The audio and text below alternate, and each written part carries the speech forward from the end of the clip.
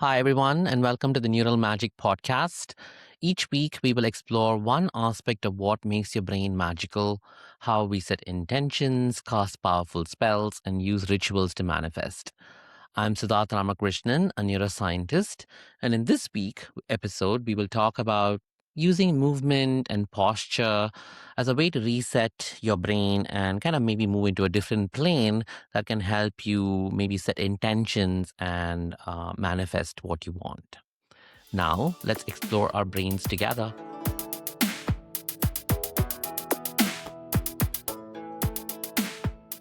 Dancing for the trance. In many cultures, dance and movement is a way for us to kind of move into a different plane, into a space of bliss or even transcendence. Many rituals actually involve people maybe dancing in circles, sometimes very regimented movements, you can say, of their bodies.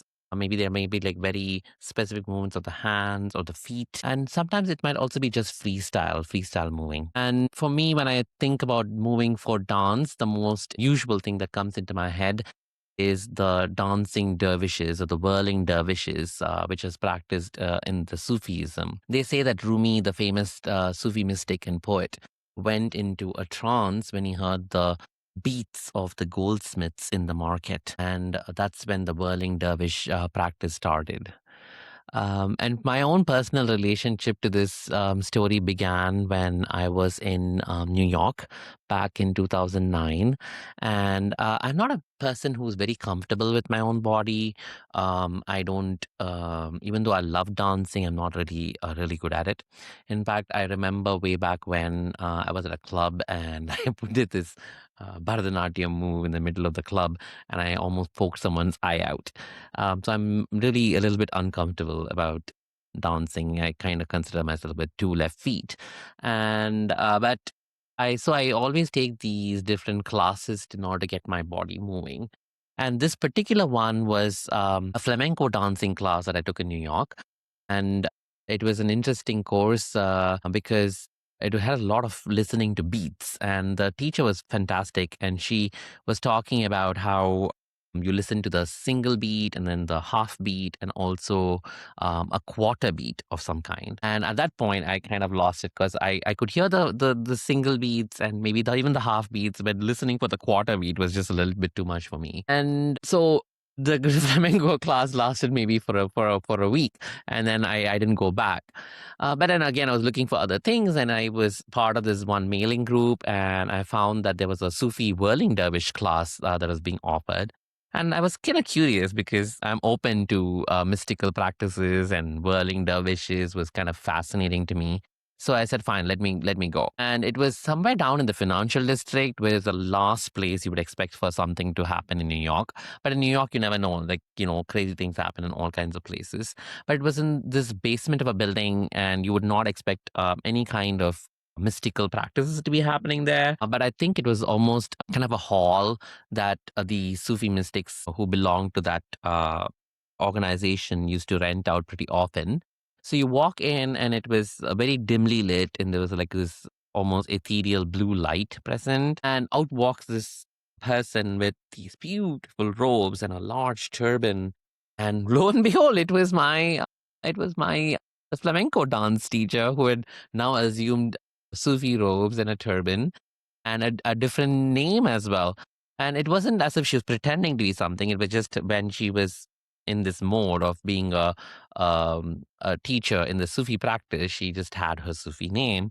And she, I don't know if she recognized me or not, but she was not rude or anything. She continued with her teaching. And the essential part of the movement is that you have to imagine a nail between your big toe and the next toe. And that is your pivot point, and then you spin around that nail, and with that almost like that little fulcrum or the nail between the big toe and the next one is kind of a fixed point in your thing, and that's kind of what you're spinning around. And as you're spinning around, to make sure that you are not losing it by puking all over the place or getting really dizzy, she asks you to swallow like a little child.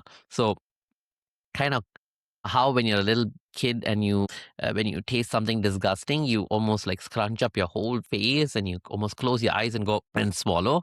So she constantly asks you to do that so that you are clearing up the airways in your ears, and you're swallowing constantly and you're breathing constantly to make sure that you don't feel dizzy or you don't puke, basically. And so that was something that I was doing. And the other important part about this is that the hand gestures are really important. So once you start whirling and once you start getting better better at it, then you start introducing the hand gestures. The first important one is the raising your left arm to the sky, and your right arm is facing down to the ground.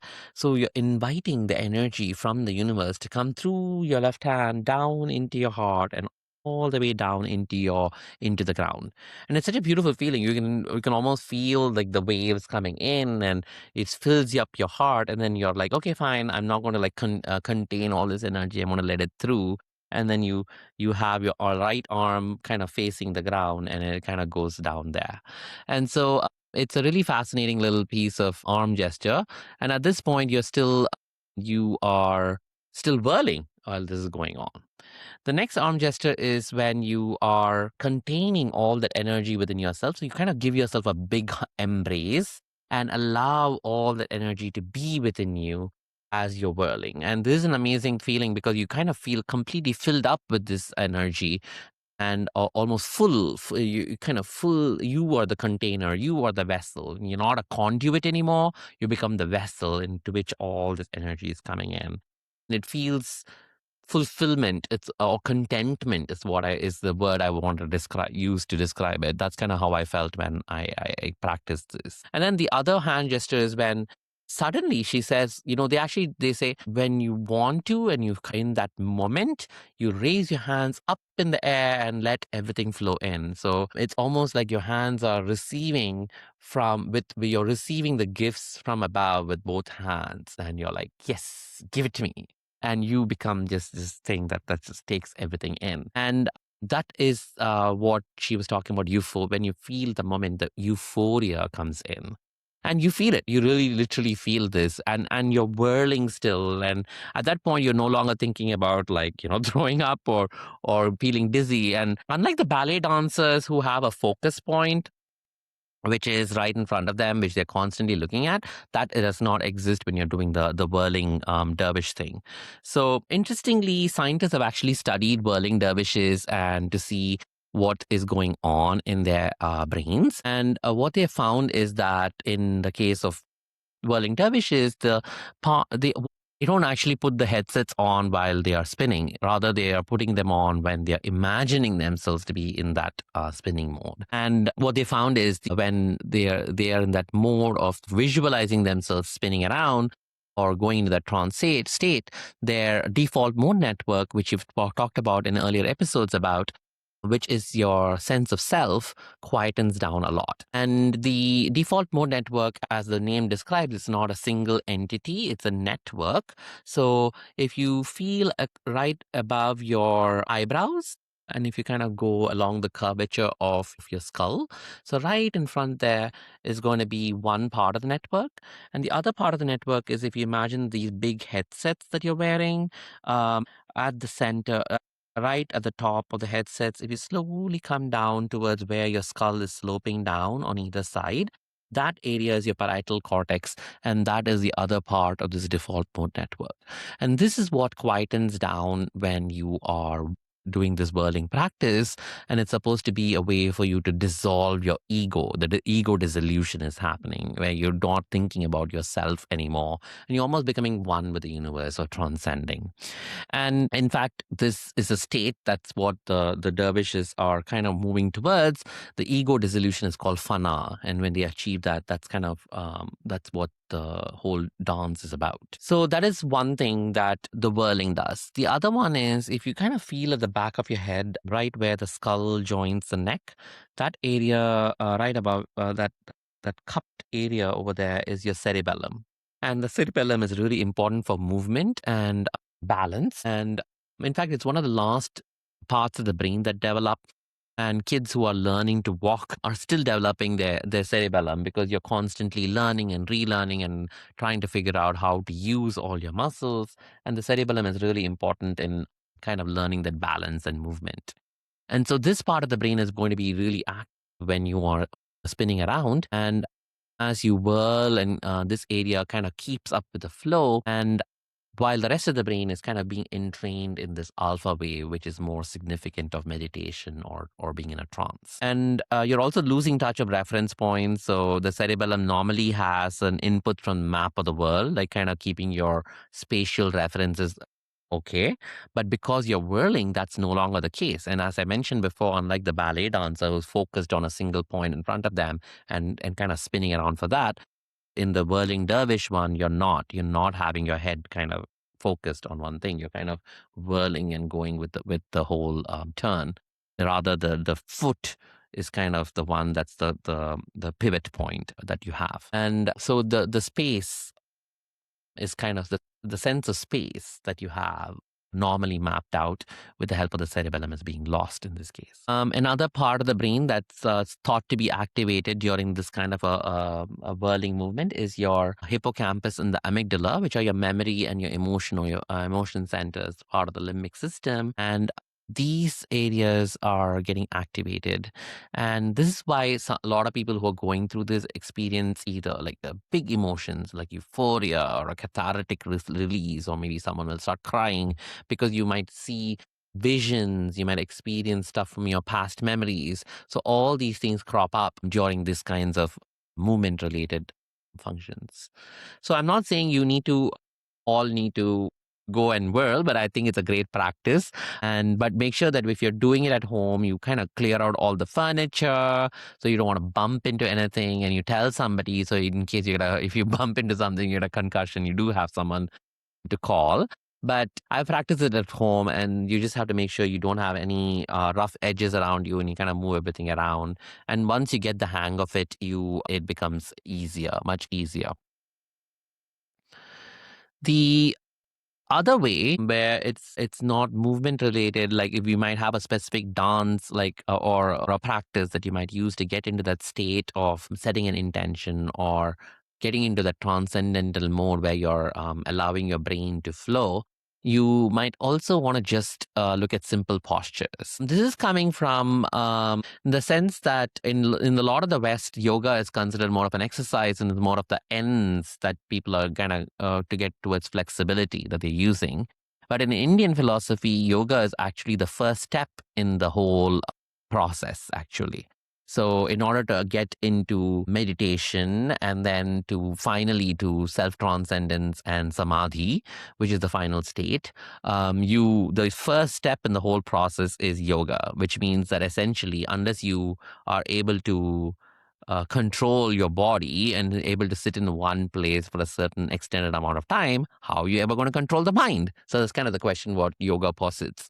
And so it's a way for you to kind of sit still and allow, then once you are letting the body sit still, then the mind can also sit still, is the philosophy behind it. And it also involves a lot of bandhas, which are locks. Essentially, you are locking and unlocking the postures, allow you to lock and unlock different parts of your body, which also release a lot of different kinds of emotions and ideas that come up from the embodied cognition that you have. Yoga also involves some mudras.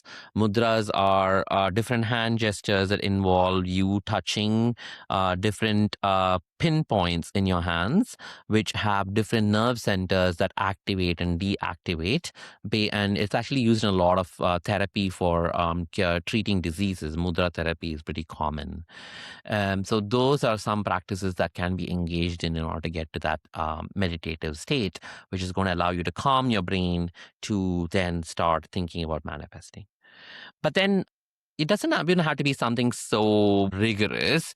What scientists have found is even simple movements can change hormones and alter the way you perceive yourself. A simple idea would be if you are asked to assume a defensive posture where you cross your arms in front of you, and also kind of cross your legs in front of you. That's called a defensive posture, as opposed to a power posture where you lean forward on a desk with your arms placed on it, or you say, spread your legs out and hang out in a much more relaxed fashion. Those are considered to be more power postures, and they found to have different effects on your immediate effects on your hormonal systems, actually. So what they did was they went in and asked people to do these postures and then measure the levels of cortisol, which is a stress hormone, and testosterone, which is more of the aggression aspect of things, mesh and found that the defensive postures increase levels of cortisol and decrease testosterone levels, whereas the power postures immediately increase testosterone levels and decrease cortisol levels. So this is something you can practice. So maybe if you will have setting an intention of, I need to get this thing, and then maybe you need to do it with a power posture of some kind in order for you to set that intention and make that call to action, which is really important in order for you to follow through on those intentions we spoke about. So that is something for you to think of, like what posture is the one that you use the most for you to be most effective in terms of setting your intentions and manifesting them. I want to leave you with a very interesting exercise. It's called the affect grid, and it's based off on scientific exercise, but it's also based off on theater acting exercise called Chekhov's performance. And it's all you can think of as a Chekhov's affect grid, where the grid is, let's say you're going to draw a 4x4 grid. So it's going to boxes, four boxes on top across, and four boxes in the columns, and then there's going to be a total of 16 boxes, and you are going to have kind of the high energy states up on top, where you feeling the word is aroused, but it's not really aroused. It's more of like feeling energetic. You're like ready to conquer the world kind of thing, right on top, on the top row, on the x-axis as we call it. And on the bottom, we're going to have the low energy state of feeling like more relaxed and like, completely like feeling almost like lethargic or low energy at the bottom. On the right and the left sides, you can think of being unpleasant on the left side and pleasant on the right side. So on top is high energy, and at the bottom is low energy, and unpleasant on the left and pleasant on the right. Because you can be low energy and still be happy about it, being relaxed and happy and in a contented state, or you can be low energy and feeling depressed and unhappy on the low energy state.